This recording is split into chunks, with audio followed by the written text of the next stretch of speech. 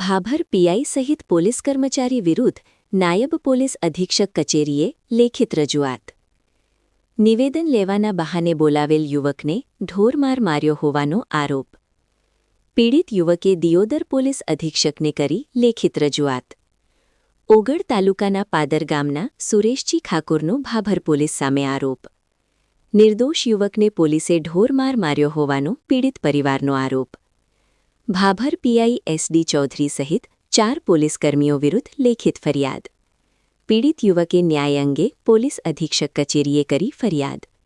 પીડિત અરજદારનો ભાભર પોલીસ સામે ગંભીર આરોપ. યુવકને ધારપુર હોસ્પિટલ સારવાર અપાઈ. આપણા સાથે શું કહેશો? ઘટના પછી ઠાકોર સુરેશજી સગ્રામજી મારા અહીંયા મારા સાળો આવ્યા હતા રાતે 11 વાગે. 11 વાગે કંઈ મને ખબર નહીં. પછી રાતે વહેલા 4 વાગે નીકળી ગયા અમદાવાદ જાઉં કહી, અને એમાં મારું નામ આવ્યું.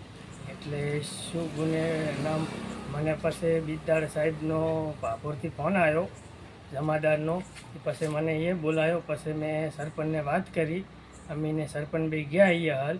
પછી મને એ હાલ ઘડીક બિહારી, અને પછી પીપરા કાંઈ ના લીધો. મને ધોરખોર માર્યો બીનો. 2 હાથે અને પગે. 2 મેડમ પગમાં તો ભીરી, અને 2 સાહેબે પકડી રહ્યા છે, અને પટે હાથે ને પગે માર્યો, જોરદાર માર્યો. ને પછી મને અભિપરા લેવા અંદર લઈ ગયા. શું આક્ષેપ હતો તમારા ઉપર? શું શું શું તમારા પર આરોપ હતો? આરોપ અમારા એ સાળો આવ્યો એટલો જ. અમને કંઈ અભિપરા કંઈ ખબર નથી રહી શેના માટે. અમને એટલું કહીને ગયા કે અમે અમદાવાદ જાય. રાતે 11 વાગે આવ્યા અને વહેલા 4 વાગે નીકળી ગયા. ઘટના ક્યારે બની હતી?